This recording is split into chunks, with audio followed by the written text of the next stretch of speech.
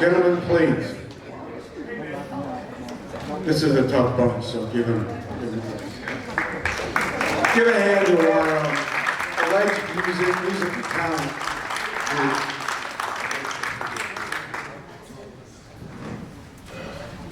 File in there and we'll get their names and addresses and all the statistics. Okay, welcome to our annual expert panel. This year consisting of musical talent. And we're going to go from, pass the baton down. And I'd like everybody to introduce themselves and tell us who they are and a few words about their philosophies or whatever they want to say. Gentlemen, please. First, well, it's great to be here with friends and everybody. I'm Dan Gable from Boston, Mass, and I've been with the Glenn Miller Orchestra since 2008, several tours and everything. I love Glenn Miller music. I'm here in capacity as a sideman with the great Tommy Dorsey Orchestra, but it was great to spend some time with the scholarship winners. I also serve in a capacity as the president of the American Big Band Preservation Society, and that work in preserving this music is near and dear to all of our hearts. And for 1 week every year, Clarinda, Iowa becomes Big Band Central, so it's great to be here. Thanks. Thank you. My name is Jeff Bush, and I'm the current music director of the one and only Tommy Dorsey Orchestra. This is my very first trip to Clarinda, Iowa, so I'm enjoying it, and I too have been a veteran of many of the big bands. I started with the Glenn Miller Orchestra back when the year started with the 19, so we don't really have to get that historical now, do we? But served for a number of years with the great Buddy Morrow, led Tommy Dorsey Orchestra, and many of the other great big bands. Spent time with the Cab Calloway Orchestra, the Count Basie Orchestra. So I guess I like the big bands, and I'm looking forward to today. Thank you. Hello, I'm Kevin Sheehan from Chicago, Illinois, Tinley Park, South Suburb. June 7th, I just celebrated my 29th anniversary with the band, Glenn Miller.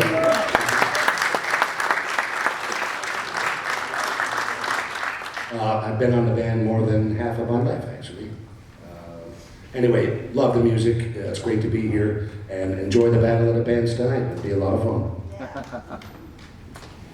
My name is Nick Hilscher. I'm from Atlanta, Georgia, and let's see.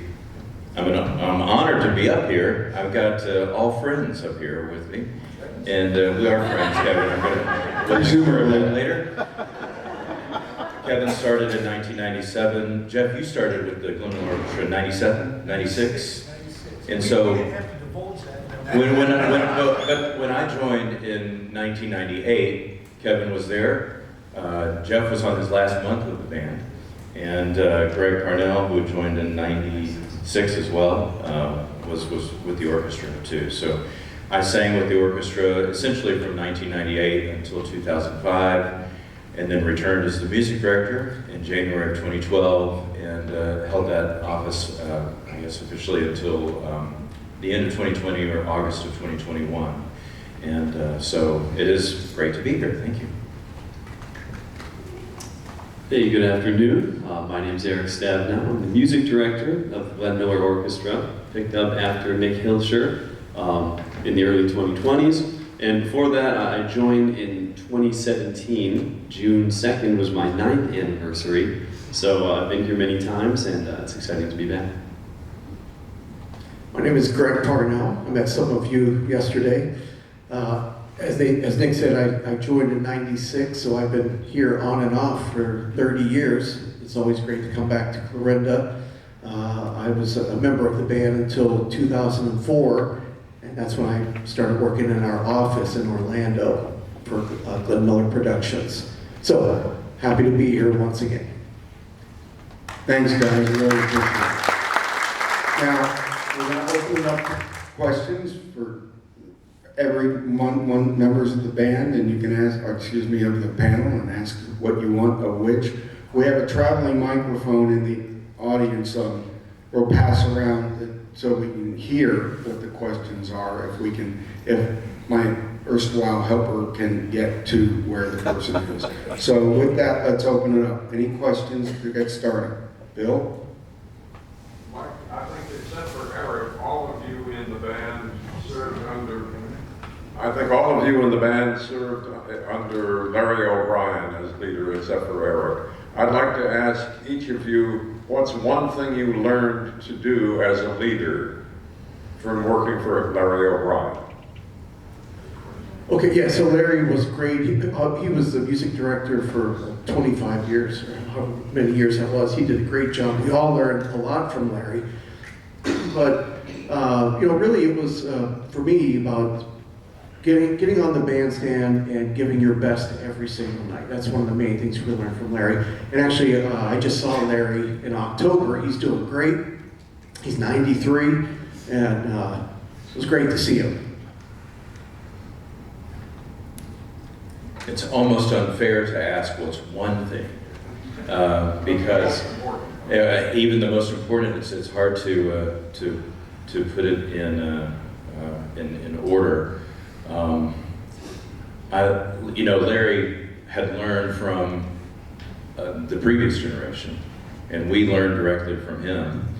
And for me, boy, programming a show. I thought that he was a very good programmer. He did a great job of programming a show. As far as a variety of music, you have 2 hours to essentially tell a story, and it needs to start a certain way, and it needs to have an arc to it. And I thought that he did a great job of doing it. When I first joined, Larry was very hard on me. He demanded a lot, and his expectations of me were higher than I ever thought I could reach. He would post the set list in the front of the bus, and when it came time for sound check or the gig, you had to be ready. And he would let you know if you weren't ready. In so many words, he would pull me aside, some 4-letter words on occasion. But he was very strict, not strict, but we became friends over the years, and I keep in touch with him every couple of months. But he's doing well, and that was his thing. I met his expectations. I want to insert something regarding Kevin. My first month on the Glenn Miller Orchestra in 1998, Kevin was not there. He was touring playing baritone saxophone with Phil Collins. And, but I remember we were playing an outdoor dance, and Larry said, you think this guy who's subbing for Kevin sounds good? Just wait until Kevin comes back next month.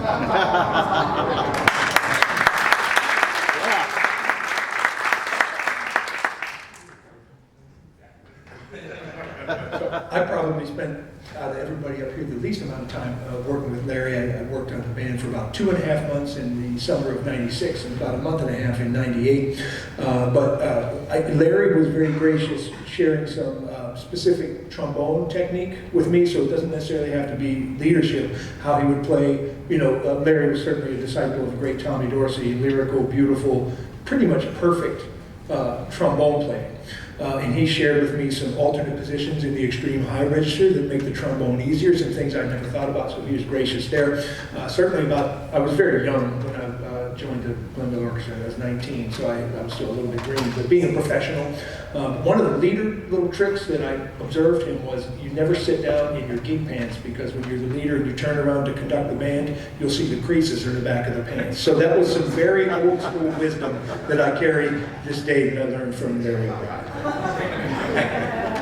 Man, I was going to talk about the trombone thing too, and that's, yeah, but I also was 19 when I joined the band, and talk about green, I had no idea about any of this. It was the first time I was on an airplane, in fact, and we flew down here, and I was really nervous because I had seen the band many times as a kid, starry-eyed kid. It's like the best thing I'd ever heard, and Tommy Dorsey Orchestra too. with Jeff on it. Sorry, I'm not trying to. No, okay. Yeah, man. Yeah. But anyway, but Larry could not have been nicer when he needed to be nice and firm when he needed to be firm. But I don't want to talk too long. I love talking about Larry. He's really influential on me. I think about him all the time because for me, as a little bit younger guy, man, that connection to the big band era is really special. I treasure that, and I try to talk to him as much as I can. I still call him, but we keep in touch. And one thing I thought about recently, actually, is he said, even when you think you know the charts, you know, Pennsylvania 65000, In the Mood, whatever it is, the theme, always have the chart up, because that's part of your job. We're professionals, it's part of our job, always have the chart up. And I see George or Kevin or any of us who've been on the band for years and years and years, everybody has the chart up, because every night, play it like it's your last show. And then, I don't know, something physical about that. And the other thing I wanted to share is about tempos. They're sometimes a little different, depending on the day, different tempos for a dance, taking repeats on a dance, programming different things. Oh, look out there, Dan, those waltzers over there, they're gonna want a fast waltz, they want a V waltz. What the heck is that, a Viennese waltz? We call Waltz of the Flowers, and sure enough, there they would go. He knew he had that sense, and that's pretty special. I recently called him, I inherited the Sammy Kaye library, and he, of course, he's probably one of the last guys who worked with Sammy, so I've been talking about that. He's got these stories, and just, anyway, we all have Larry stories, and it's special, so thanks for asking that. Yes. One. Oh.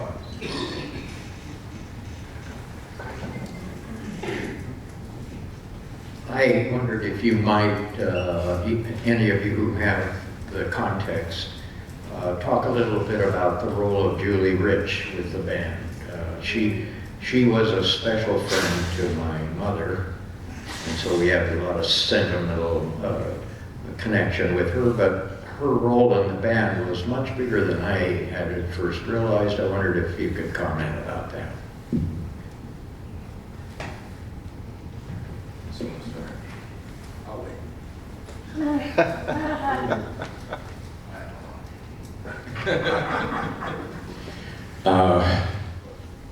I was telling a story about to Oliviana and her mother before we came up here on the stage. I did my junior piano recital in the fall of 1997. I was a piano performance major, and the day after that recital, I got a phone call in my dorm room, and it was this lady. She said, "My name is Julia Ridge. I'm with the Glenn Miller Orchestra, and I just got your demo tape, and I want to listen to this." And she was, I want to hear you sing live. And she was a straight shooter, and she said, you know, I have to make sure that this isn't Pro Tooled, is the way she put it. And she said, "I will contact you when we're near wherever you live." And, you know, she said Georgia, Alabama, and I'll let you know, and you can come and audition live. And so a couple of months went by. I was thinking, I've been forgotten. And then she called me and came to Macon, Georgia to do my audition. And Larry O'Brien said, "Look, why don't you sing Serenade in Blue in Chicago?" And so I did the audition during the sound check. So I sing the two tunes. I go backstage, I meet with Larry. And Larry says, in his dressing room, he says, "You look great, you sound great, great suit, nice tie, your shoes are shined, you're the first on our list." And then I walk out of the dressing room, and Julia's standing there, and she says, "What did he say?" I said, "I'm the first on his list." And she went, "Come to my dressing room." And I walked into her dressing room. She shut the door, stuck out her hand, and said, "You want the job?" So she was the road manager, but she was, I think, a wonderful road manager, but she has been a dear friend all these years ever since. But that's my Julia Ridge story. It's Wow. really good. Yeah, so Julie and I, for a handful of years, were the management team with the band. She was the road manager and I was her assistant. So I worked very closely with her, and she was tough at times, which was good. I needed some of that. I was booking hotel rooms for the band, and sometimes she would say, "No, I think you can find a better place." I kind of go back to work, and she was right. You work a little bit harder, you find what you're looking for. But yeah, she was always great to be around. You can laugh with her. Just a pleasure to be on the road with her for many, many years. In 1997, I don't know if my name was passed in a hat or whatever, but I did get a call to join the band, but I still had to finish school. I had to wait a semester, and I graduated in, it was 96, and I joined in 97.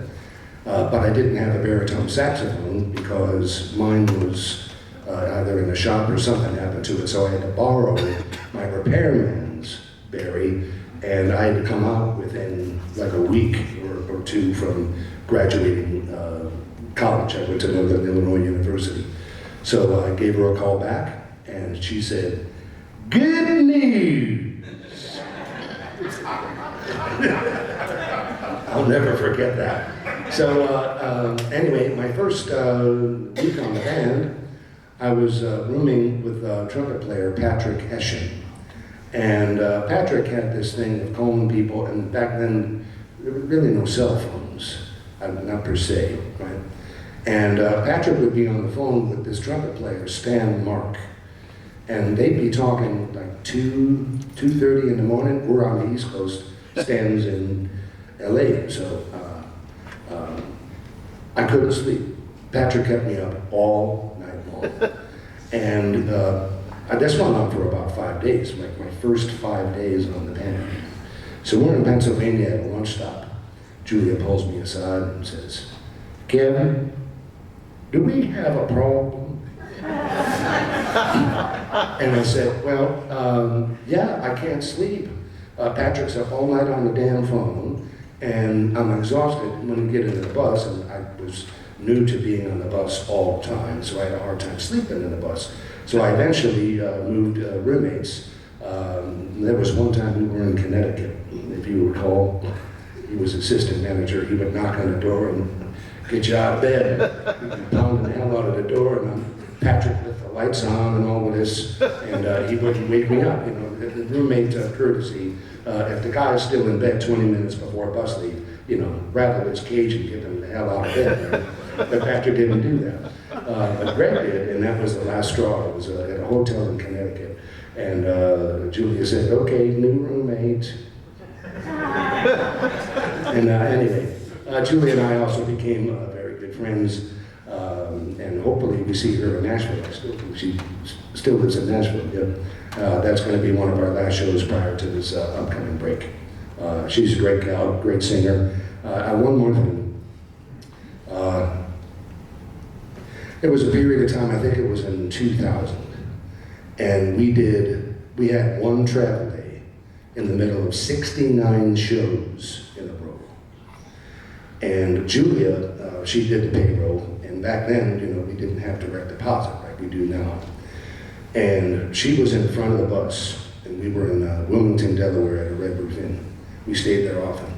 And she's up till like 1 o'clock in the morning, and she's crying because overworked.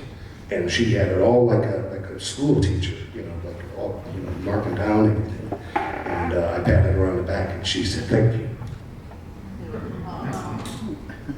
Yes, I agree with all these wonderful stories about Julia. She in my experience working with her, that's funny you mentioned that. I haven't thought about how there was no direct deposit and she used to cash checks. She'd have to sign the check and then she's there paying the check. So in addition to doing that, well, first of all, she's in charge of all these rambunctious young guys out there on the road in a bus, and she did a great job with that.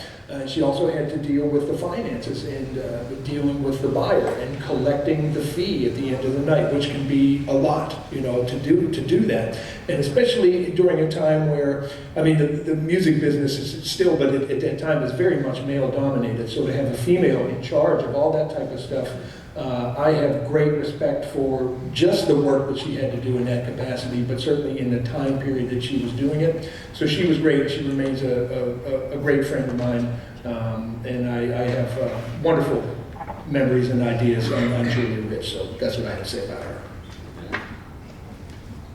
Same way to your kid joining the band, and after a few days, I remember she came up to me. We didn't really speak the first day, it's like all these new people.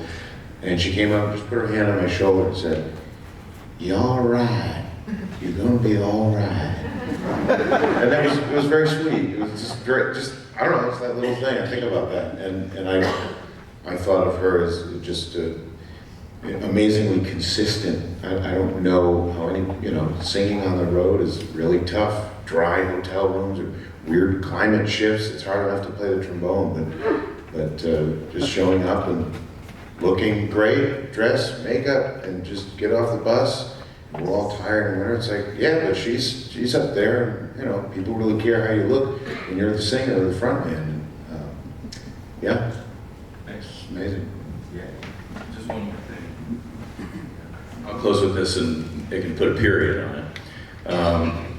When Julia left the road, finally, permanently, she did. I think her last Japan tour with me in 2013, but she left the road and she wasn't finished. So she goes, I think, to MTSU, gets her master's degree, and she is now teaching.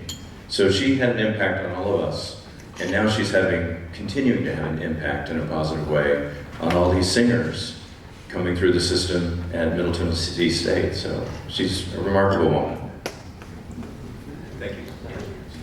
Actually, I'll add a short period to that as well. Our bass player, Ethan, joined about a month ago.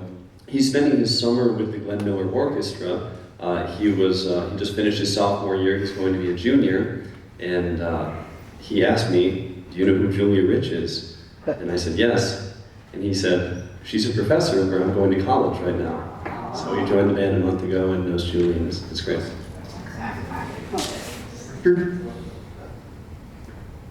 Should be on.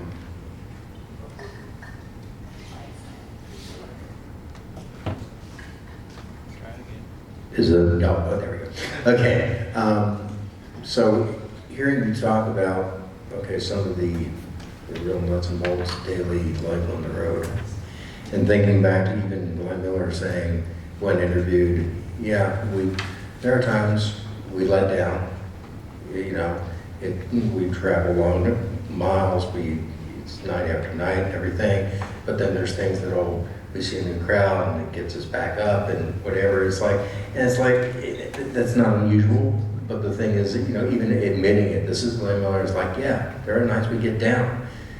How do you guys deal with that? Because I know it's like, even, I'm not a musician, I'm a painter, but there's sometimes when it's just, you can't stay up here all the time. How do you deal with it? Yeah, I'll start on this one. And I'll say that regardless of what happens on the road outside of the show itself, I think this band, this current band, and in the history of this band, I think everyone's done a great job of being extremely professional when it comes to the show. And some people have mentioned this already, but really playing the show like it's your last, or playing it as well as you can. And when you play as many shows as this band, some people might think it could become mundane, or it could become something that is not as important because you play so many. But I do have to say, everyone takes the show very, very seriously, regardless of what happens before or afterwards. There is a high level of professionalism on the stage. And people will ask, do we get tired of playing this music? Do you get tired of playing in the mood? And my answer is no, because every single night there's a new audience, and hearing the reaction of the audience members to this music like they're hearing it for the first time, genuinely, to me, does not get old. And I think most people who've been on this band would probably experience the similar thing. So regardless of what may happen outside of the show itself, the show is really a special place that I think everyone does enjoy and really performs that way. And Eric actually is a great example of that. Every time I see him, no matter what's going on in his life, he walks on that stage, turns around, and there's that smile, and he's just ready to deliver that show. So, great job, Eric. Yeah, that's right. Yeah, for me, you know, being on the road, you can go through periods where you might get burnt out. You know, it is in the mood night after night. So then you have to do some psychological stuff where, like, are you going to let yourself get tired of it, or are you going to try to get on the bandstand and be better and better every single night? And once you start thinking that way, how can I be great? Then that helps you get through it and actually makes you a better musician. That's very true. For me, I think that the bottom line was just having this absolute passion for the music and wanting to perform it. And it offsets a lot of the things that people are not aware of that are going on. You know, what the audience usually sees is what they see in that 2-hour window. You know, I remember when Larry was the leader, we had a 10-hour travel day on the bus, rolled into Harrisburg, Pennsylvania, the sun's already down, you have tinted windows on the bus, you know, already, so you've not gotten a whole lot of sunlight necessarily, but I remember getting the suitcase off and taking the elevator up, and it wasn't a very nice place, and rolling that thing down the hallway and thinking, this is all I do. I put the suitcase on the bus, I take the suitcase off the bus. On the bus, I take it off the bus. But you know, having a passion about it, I was able, as the music director, was able to be kind of consumed with, okay, what will the next thing be? What will the next project be? And you know, just that love for it keeps you, you know, it makes it a happy experience. Quincy Jones told me a long time ago. I was doing this, played his 50th anniversary music in Switzerland in 1996. And he wanted me to perform Moody's Mood for Love, the intro to that, off the Quincy Jones Juke Joint album. And we're at this rehearsal, and he's expecting me to like nail it after hearing it 3 times. I said, I need time on this. So went in the next day, and I was still kind of messing it up. I said, I'm you know, I'll be ready for a show. And he said, you always have to play each show as if it's going to be your last, because someday it will be. And I like to play games with myself sometimes on the bandstand. Like dynamics, exaggerating dynamics. And when you reach a crowd, the crowd gives back to you. So you play stronger, you play better, you play with more intensity. And one thing that I still struggle with after all these years is vibrato. It's not easy. So alto saxophone vibrato is kind of easy. Clarinet vibrato is a nightmare in some ways. Low register, mid register, high register, without sounding like a, you know, dying duck or whatever. You know? But I still struggle with that. Not really struggle, but I try to hone in on that every night. Someone mentioned here, you know, Julie Rich's singing, and, you know, dry voice, and different elevations, and geographical locations, and being sick, having a massive headache sometimes. If you've been in high altitudes and you just go low altitude, high altitude, you get this thing called altitude headache, which is really tough to get through, especially on a show. But you have to fight through it. And with all those things that I just said, when you give back, you give to the audience, and the audience gives back to you. That's that communication. And to me, that's what this music is about. The music is timeless. And here we are, after all these years. And you see young kids singing in the crowd to any tune, you know. Pennsylvania 65000 is only a few words about Chattanooga Choo Choo. And they're 10 years old, man, you know. and it like, rock, rock on, I'm with you. And so that rapport, that's what makes me thrive on the bandstand, I think, and especially working with these great musicians. When you, to me, like the saxophone section or trombone section, it's like ingredients to a cake. And if you don't have enough flour, the cake's gonna fall apart, right? So saxophone section, I like the sax section strong, very strong, because that to me is the sound of the group, right? As well as brass, and you know what I mean. But I rely on the guys to follow me, and when that is really tight, it makes you perform better. If I answered your question, whose was it? I don't remember. All great sage advice from veteran musicians up here, and I echo all that because being on the road, it's not for the faint of heart. It is physically, emotionally, mentally demanding. It's exhausting. You get sick, gonna happen. You don't feel well, not gonna happen. But I also believe playing music, especially music that you love, it's a natural healer. And when you get on that bandstand and you're in front of a live audience, you get energy off of those people, and it takes a lot of that away.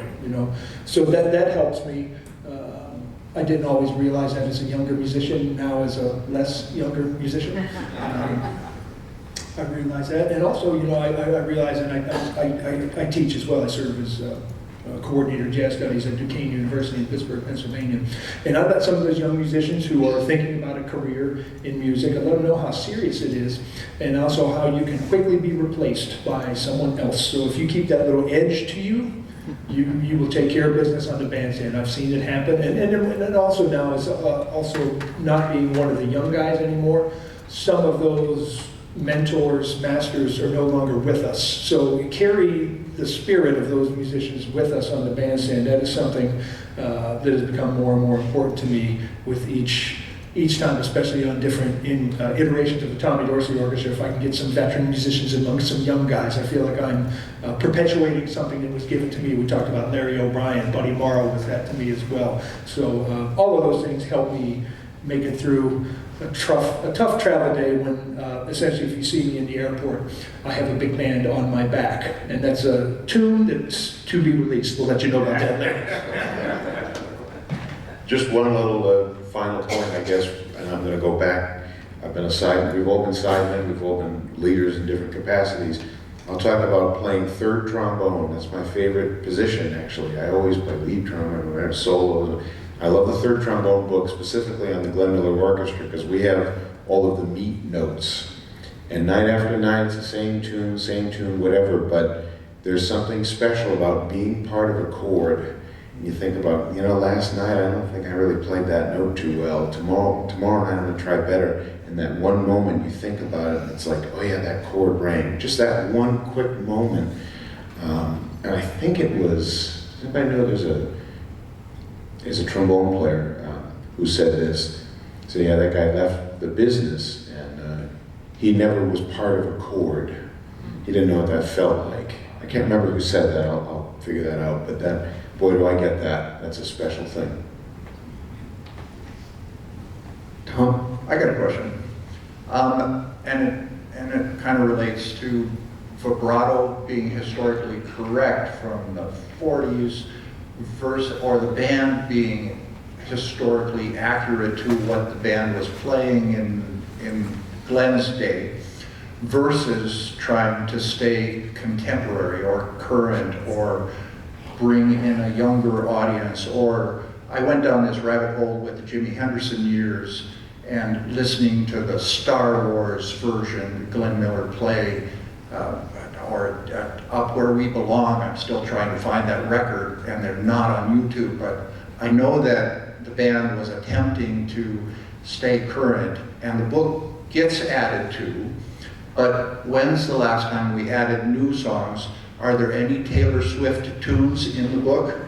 Is there an attempt to bring a younger audience into an art form which is on the older side with a declining audience?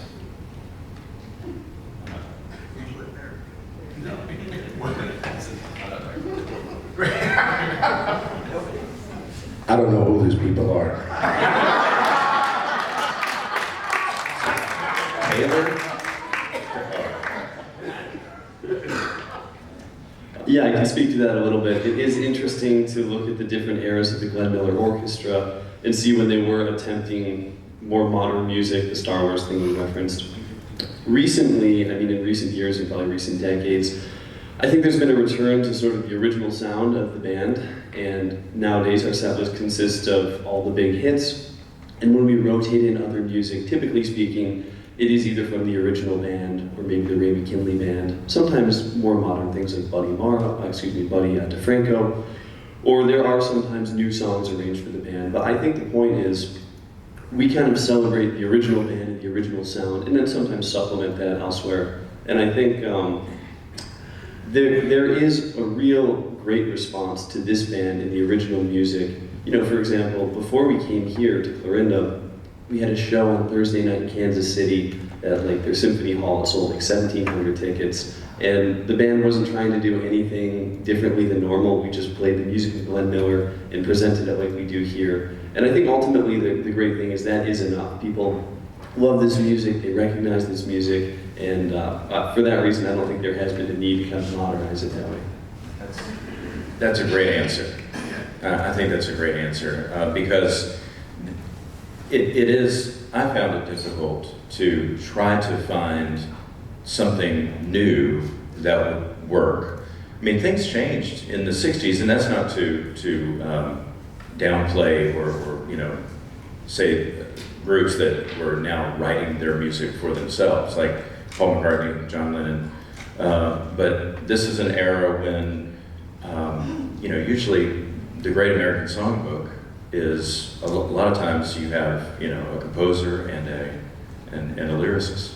And music was written in a different way. And I found it difficult to try to translate it. But like Eric says, you want it to stand on its own for what it is, and that will be the forward movement, you know, instead of trying to be relevant. And I don't think that's what you're saying, but.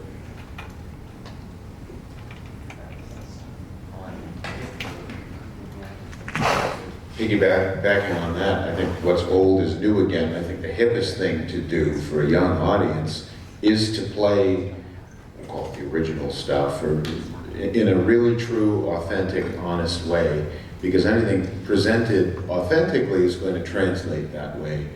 And I think whether it's the Glenn Miller Orchestra, the Tommy Dorsey Orchestra, or whomever tries to play, let's say, a Taylor Swift tune, I don't think that is either, and in a Glenn Miller way, I don't think that's authentic. I'm not sure if that works. That doesn't jive in a different way than, you know, McCartney and Lennon tunes and things like that. Music's written in a different way, right? It's, yeah.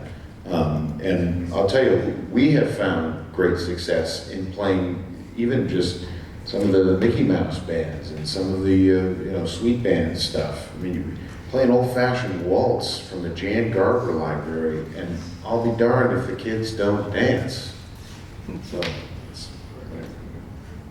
or maybe I'm just delusional.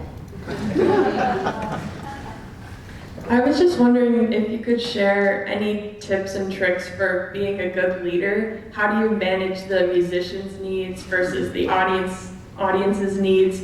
Getting up to do patter and sing a song, then having to go sit back down and play, and then having to do the count off. Do you always count off the tunes the same way? How do you manage having to do so many different things at once? And what's also from the people in the chairs and the musicians' perspectives, like what do you appreciate the most in a leader? How can they be the most helpful? I'll go first just because I had this. I had the great opportunity to learn and still learn from the greats. I think the band leader's first job is to protect the guys and gals on the stage. So try to make it a good situation so the band is feeling good. And if we're feeling good, even after a long travel day or whatever the situation is, then we can put our best foot forward. And as soon as that curtain opens or whatever it is, then your first job is to the audience. And something I remember Buddy Monroe saying, like maybe a criticism or whatever of another beloved leader, is he turns his back too much Don't turn your back on the audience. Look at the audience. Smile. So when you're conducting, watch when Eric does it. Sometimes he turns around, but usually he's looking out, right? Jeff's going to do the same thing. Tonight, well, maybe not, now that I've said that. We'll find out. But the audience is your friend, bring them in. And I see singers do that too, closing their eyes and whatever, like a lot of pop singers. I don't think that works. I think if you're singing a ballad, sing it out like this, sing it to someone. And if that makes you nervous, look up. But bring the audience in, because then we play better. And it just, as Larry would say, it's a symbiotic relationship. I try and make the bandstand experience for the musicians on the Tommy Dorsey Orchestra as enjoyable as possible. And when we do a sound check rehearsal, I try and be very efficient. I have to have my stuff together to communicate that to the band, because if I beat up the band in a rehearsal, they're not going to have any energy for the show. And I think a band plays better when they kind of know what they're going to be doing, but if there's a little bit of a surprise edge, they're going to be very aware, and they're going to put that up. So that's the behind the scenes stuff. Yes, I send out some more challenging music. I might say, hey, take a look at this passage here, get this under your fingers, or get this under your fingers, okay? But fortunately, we're hiring folks that can deal with this music and want to play this music, because, go ahead, if it's a gig, I'm available. A very reasonable price. Maybe. But if I take care of that business on the bandstand, that's going to enable me, when the curtain opens up, or when they say the one and only Tommy Dorsey, we can go. And that's going to be energy and connection with the folks. And then if you have a bandstand full of people who are playing with some energy and want to do that thing, that makes what I have to do very enjoyable, hopefully. And things get messed up on the bandstand, and you have to be able to go with that. I learned that. I worked for 2 years with, in my opinion, one of the greatest entertainers. His name was Harry Connick Jr. And I'd see him go for stuff on the bandstand. It might not have worked, but he figured out a way to get around it, and I stole a lot from him. Don't tell him that, because then I'll own some money. But all those type of things are kind of some of my philosophy. I led the band a couple of times. First time we were on a cruise ship, Larry's mother passed away. And Paul Tanner was giving speeches about whatever, promoting his book. I was terrified when Larry asked me to lead the band for a few days, because I knew what we were doing, but getting up and presenting, and counting off tunes and back and forth and all of this, it is a lot to think about. And you have to think ahead, in my opinion. You got to think ahead of what you're going to be doing when you're playing saxophone. You got to stand up. You got to count off a tune. Maybe talk on a mic. Maybe not talk on a mic for a few tunes. And Nick subbed for Nick a handful of times, and just recently Eric. And you get the hang of. I'm getting the hang of it. But yeah, that first couple of nights, man, boy, I was on my toes. And a little nervous, how am I going to present this? Well, just think about what Larry did, and think about what you did, think about what you did. Now, they all have different styles of what they're doing. And, so I learned a lot from them, and I'm just getting more comfortable. But it is a tremendous amount of things to be thinking about at once and thinking ahead, It's a secret. Actually, what Dan was saying is really good. It makes me think about things that Larry would say. He did say, the only time that you really should turn your back on the audience is if you are actively conducting, and so that's a very good thing. It's funny. There's I'm mental, I guess, but I would think of being up here as if you have a string that's tied to you, and you should never make that string go around you once. Always, if you face the audience, make sure that you don't turn around and make that string tie around your feet, this imaginary string around you. Make sure that you bring the audience back to wherever you were originally. These are just crazy things that are in my head. But one thing that I learned from Larry, I remember it was probably my first year on the road. The band had an interlude during a tune. I put my hands in my pockets, and Larry said, I won't tell you what he said. He just basically said, take your hands out of your pockets. But, those types of things exude. Now, I've seen the greats put their hands in their pockets, Sinatra or whatever, but a lot of times that was on film, or for a TV show, or it had a purpose. But it does kind of exude more confidence, if you don't do those things. I did see a video recently. Leonard Bernstein was doing like a teaching session, and the student was conducting, and Bernstein had to stop and said something like, these guys know that you made a mistake. Don't play like you didn't. Own up to it, because they'll respect you more. Instead of pretending like you think you know what you're doing, you can own up to some of your mistakes. Say, that was on me, and then, charge ahead. You want to gain the respect of the musicians. And like Dan was saying, you have an audience that is this. You're the reason why this music's being made. One of the benefits of being with the Glenn Miller Orchestra is that we play so many shows. Part of this job for me has been a process of repetition. Starting out, it was a challenge, and I've been doing this for 4 years now as music director. So there is some amount of repetition, and I think regardless of how prepared I was for the job when I began, it is something that you learn and something you get better at, and I think that's been one of the fabulous things about being on this band and working so much. And one more small point, I think everyone has said this in their own way, but finding a way to do what's in the best interest of the musicians on the band is really beneficial, whether that's something in a rehearsal scenario or something in a show, or working with them in a way that you find most effective is really useful. And the personnel on the Glenn Miller Orchestra changes, so the way that I work with this band might be different than the way that I worked with the band 4 years ago. So I think keeping the musicians in their best interest in mind is big as well. Yeah, so in general, whether you're a leader or a sideman, whatever it is, it's how prepared you are for that gig. Especially if you're a leader and you want to gain everybody's respect, you kind of have to set the example. You have to be a little bit better than everybody else. Or as a road manager, I knew that I needed to be on the bus before everybody else. I needed to set that tone. So it's the same thing for music.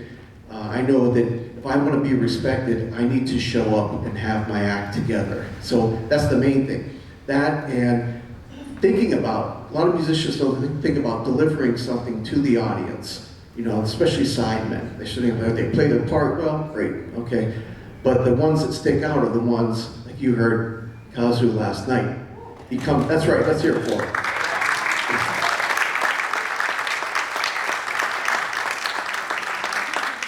He comes to the front of the bandstand and he's saying something to the audience. That's really a big deal, so strive for that. Okay, folks, we're going to have time for one more question, so we're going to have much time before. I don't have a question, I just want to make a comment about some of our panel. Oh, sure, go ahead. I don't have a microphone, can you hear me? Let's go way over there. Because we were going to get a question from over there. It's way over there. I have no question, I just wanted to comment about something. We can hear you, go ahead. Oh, yeah. I've been coming here for quite a few years. In fact, this is my 33rd year. And every Saturday night when I leave this town, I'm almost so sad. And all my friends, we're almost sick because it's a whole year before we ever get to do this wonderful sound again. So first of all, I'm going to talk about Nick. He had to give up, I said, there'll never be another Nick. And he comes every year in beautiful force. He comes here to celebrate and Clarinda, and I think that's wonderful. Because I thought we were never going to do music of Glenn Miller with this band. Then here comes this wonderful young kid Billy. And so when he got out of that bandstand and the kid, he's running here, he's starting the band, and he's running there and he's singing, and he's sitting down and he's picking up the sack. If you watch him, he's moving and comes and the harmony, I sing harmony myself, so I know harmony. And when the group sounds, they are absolutely wonderful, just wonderful. And you can't say enough for us, really. And that young singer, she's going to be good. She really is. She's got a wonderful, she's going to be great. I couldn't believe how good she was, really. She's wonderful. She's going to be wonderful, really is all the time. So, but we just love you so much. And there's so much a part of this festival. Even though, and we love it coming every year. So please keep coming, because we love it. Love to see you. Love to see you. Anyway, get everybody to lunch. So who's got first dibs? Well, you got the microphone, so you get it. I get it. I get it. Eric, we saw you in Prescott, Arizona recently, and it's wonderful. Of course, that every time you play is wonderful. And we see some transitions. So I was just curious, how's the process for transitions, which are inevitable, and what that must be like to go through? Yeah, the personnel changes on a yearly basis on this band. Some members have been on for decades, and some members are brand new. This particular band on stage last night is a lot of new members. I think there's myself, the section leaders, Jason on bass trombone, and otherwise it's all new folks. Which is great. The band's personality changes when new musicians join, and that's, I think, a great thing. Every band sounds a little bit different, and this particular group is awesome. It's a bunch of young folks. They're extremely talented, maybe among the most talented group of musicians I've performed with the Glenn Miller Orchestra. And that's just kind of how it goes. When someone leaves the band, we have to find a replacement, sometimes in short order, and I think we've been very lucky to have a great bunch of musicians.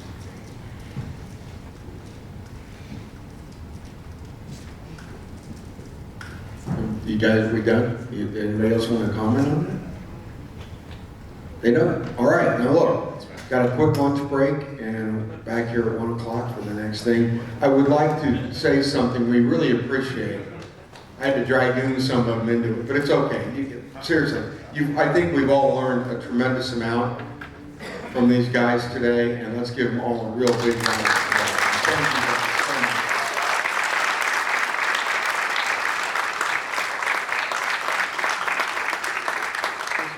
Always a lot of fun, and it might get to becoming a permanent thing, I don't know. Please. All right, thanks folks, we'll see you back at 1 o'clock.